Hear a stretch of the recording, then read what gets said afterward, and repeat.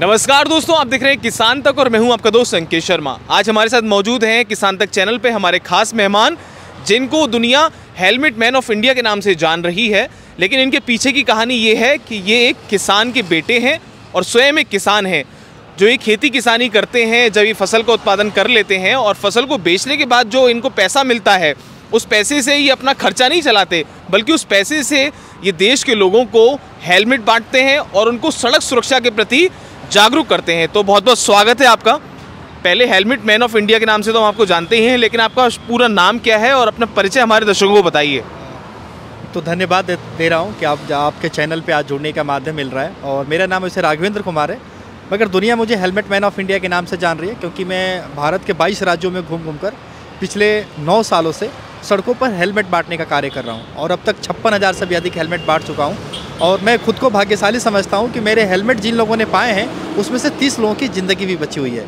तो उसी वजह से, और मैं मूलतः कैमूर जिला बिहार से आता हूँ और मेरे पिताजी भी किसान हैं और आज मैं भी खुद किसान के ही दम पर आज ये मुहिम अभी चला रहा हूँ पिछले 2 सालों से, क्योंकि मैं खुद यहाँ नोएडा के अंदर पढ़ाई करने के लिए आया था 2009 में। और मेरा एक रूम पार्टनर था जिसका कृष्ण कुमार ठाकुर नाम था, और उसकी डेथ हो गई थी क्योंकि वह एक स्मार्ट रोड यूजर नहीं था और सबसे बड़ा सड़क पर चलते वक्त वह हेलमेट नहीं पहना था और अपने माता पिता का इकलौता चिराग था।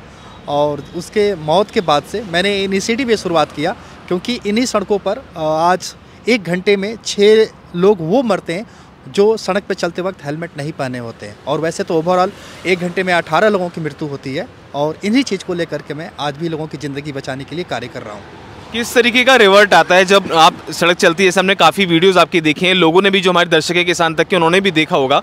सोशल मीडिया पे वायरल होती हैं आपकी वीडियोस कि आप चलती गाड़ी से लोगों को देखते हैं, टारगेट करते हैं, तो उनका रेस्पॉन्स कैसा आता है और आप कैसे पहचान लेते हैं, कैसे लोगों को आप पिक करते हैं कि उनको हेलमेट देने की आवश्यकता है? देखिए, मैं खुद एक किसान हूँ और किसान पुत्र भी हूँ, और हमने हमेशा ग्रामीण क्षेत्र में अपना बचपन से पला बढ़ा हूँ। और मुझे पता है कि जहाँ से मैं चला था, इस दिल्ली शहरों में मैंने लॉ की पढ़ाई की हुई है, लेकिन तब तक सड़क सुरक्षा के बारे में नहीं समझता था। लेकिन एक घटना के बाद से जब मैं सड़कों पर कार्य करने लगा तो मैं ये उन्हें चिन्हित कर लेता हूँ कि कौन ऐसे व्यक्ति है जो मेरी तरह, यानी कि पढ़ाई से पहले ऐसे युवा हैं या जो भी है वो सड़क पर बिल्कुल अनजान है, और उनके कपड़े हो या उनकी परिस्थितियाँ हो, तो मेरा सिर्फ हेलमेट देना ही मकसद नहीं रहता है, बल्कि इस जो मिट्टी के ऊपर कभी किसी युद्ध के अंदर 1.5 से 2 लाख लोग मरा करते थे, आज बिना किसी युद्ध के भारत की सड़कों पर 1.5 से 2 लाख लोग मर रहे हैं, वो भी सड़कों के ऊपर। क्योंकि किसान की ये मिट्टी जो ज़मीन के ऊपर यह सड़क बनाई गई है, लेकिन एक किसान भी, या मैं भी महसूस कर रहा हूँ कि हमारी जो सड़कें हैं रक्त से लाल हो रही हैं, जबकि ये नहीं होनी चाहिए। और जो नीडी पर्सन होते हैं उनसे पूछता हूँ कि भैया क्यों नहीं हेलमेट पहने, और उनके बदले में जब मैं हेलमेट देता हूँ और उनसे ये भी कहता हूँ, मेरी गाड़ी के पीछे संदेश भी लिखा रहता है कि यमराज ने भेजा है बचाने के लिए, ऊपर जगह नहीं है जाने के लिए, हेलमेट और सीट बेल्ट का प्रयोग करें।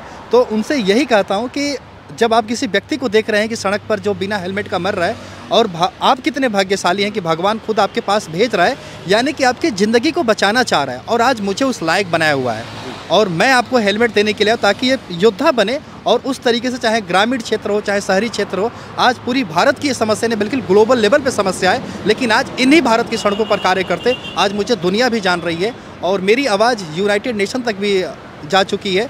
शायद आने वाले समय में मैं वहाँ भी यूएन के अंदर भी सड़क सुरक्षा के ऊपर संबोधित करते हुए भी दिखूंगा। जी, अच्छा, जैसा आपने बात करी कि आप ग्रामीण इलाके से आते हैं और शहरों में भी आज को देखा गया है हेलमेट बांटते हुए, एक्सप्रेस वे भी आप बांटते नजर आए। जो युवा होते हैं वो किस तरीके के एक्सक्यूज़ देते हैं? जैसे हम अपने कॉलेज टाइम में थे, तो अगर कभी ऐसा हुआ है तो हम ये कहते थे कि हमारे बालों का हेयर स्टाइल ख़राब हो जाएगा, या कोई अन्य एक्सक्यूज़ देता है कि बाल कम हो जाते हैं हेलमेट लगाने से, गर्मी बहुत लगती है। तो आपको किस तरीके के एक्सक्यूज़ देते हैं लोग? देखिए, अगर मुझे तो पहले लोग फनी टाइप के लोग समझ जाते हैं, क्योंकि मैं जिन्हें जब हेलमेट दे रहा हूँ, मस्तक पर जैसे अभी हेलमेट पहना हूँ, हेलमेट होता है और चेहरे पे मेरे स्माइल होता है और उनके भी होता है, तो वो समझ जाते हैं कि हाँ, ये बंदा कार में बैठा है या सड़क पर ऐसे हेलमेट लगा करके दे रहा है, और उनसे भी कुछ गलती हुई है। हाँ, उनसे कुछ गलती हुई है, तो समझते हैं और वो गिल्टी भी फील करते हैं कि नहीं, ये हुई है।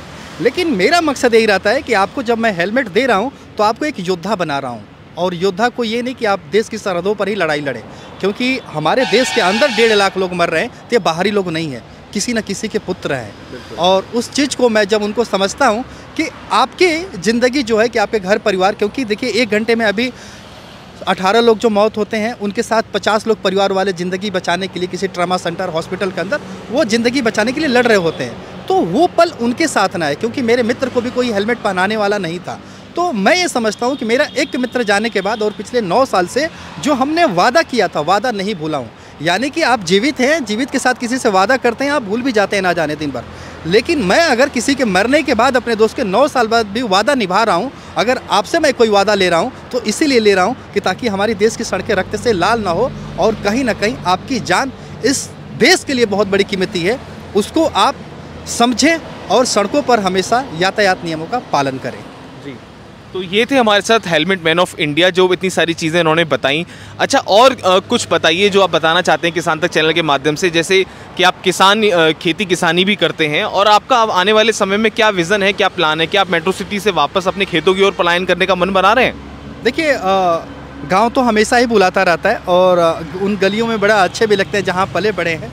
और मैं आज भी देखता हूं कि अधिकतर ग्रामीण क्षेत्र में ज़्यादा लोगों के सड़क हादसे होते हैं, और मैं जो भी होता है कहीं ग्राम सभा लगाता हूँ, किसी पंचायती क्षेत्र में उच्च जा कर के लोगों को जागरूकता करता हूँ। और मैंने सोशल मीडिया के मेरे माध्यम से जाएंगे, मैंने बहुत ऐसे गांव में धन्यवाद करता हूं कि किसान के पुत्र आज भी किसी चीज़ को आप समझाते हैं तो वो बड़े स्तर से समझते हैं। आज लगभग अपने जो 56,000 हेलमेट दिया हूं, मैंने लोगों से पुस्तकें भी मांगा हुआ था, और वो पुस्तक लगभग 12 लाख से अधिक ज़रूरतमंदों को हमने पहुंचाया हुआ है, अधिकतर ग्रामीण क्षेत्र में पहुंचाया हुआ है।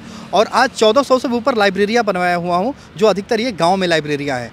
तो कोई भी अगर किसान का बच्चा होता है, या कोई भी पुस्तक के बदले हेलमेट लेने के लिए आता है, तो 1-2 पुस्तक लेके नहीं तो बहुत सारा लेके आता है। और बहुत सारे ऐसे ग्रामीण में लोग हैं आज भी जहाँ पे लाइब्रेरियाँ विलुप्त हो गई थी, तो उन पुस्तकों के माध्यम से हमने लाइब्रेरियों को सींचा, और गांव में हमने कई जगह लाइब्रेरी जिंदा किया हुआ है।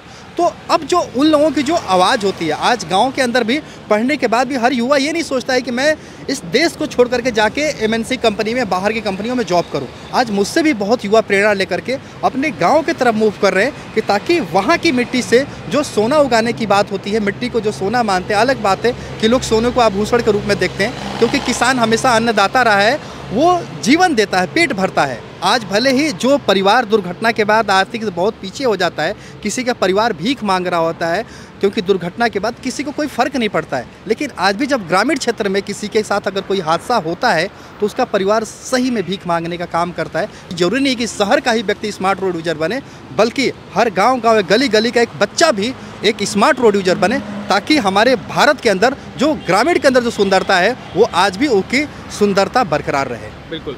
तो ये थे हमारे साथ राघवेंद्र जी, जिनको हम हेलमेट मैन ऑफ इंडिया के नाम से जान रहे हैं। काफ़ी सारी चीज़ें उन्होंने बताई कि सरकार की भी जो अवेयरनेस प्रोग्राम है, सरकार की भी योजनाएं हैं, वो धरातल पर पहुंचने में कुछ कमियां हैं। अगर जैसे उन्होंने बताया कि इनकी भी कुछ अपनी मन की बात है, तो वो भी किसान तक चैनल के माध्यम से अगर कोई अधिकारी या जो सरकार के नुमाइंदे हैं, या सरकार के कह लीजिए जो कार्यप्रणाली में लोग हैं, तो वो इसका समाधान करें। और हम भी आपसे यही कहेंगे किसान तक चैनल के माध्यम से, अगर आप भी सड़क पे चल रहे हैं तो स्मार्ट रोड यूज़र बने। जो नियम है केंद्र सरकार के, मतलब जो सड़क परिवहन वाले जो नियम हैं, हेलमेट लगाना, सीट बेल्ट लगाना, उस तरीके के नियमों का पालन करें, अपनी सुरक्षा का ज़रूर ध्यान रखिए। तो बने रहिए हमारे साथ, देखते रहिए किसान तक। अगर आपने हमारा यूट्यूब चैनल सब्सक्राइब नहीं किया है तो इसको आज ही सब्सक्राइब कर लीजिए, बेल नोटिफिकेशन दबा दीजिए, जिससे आपको हमारे चैनल की सारी ताज़ा अपडेट मिलती रहे। खेती किसानी की अन्य खबरें पढ़ने के लिए आप kisantak.in पे भी जा सकते हैं। धन्यवाद।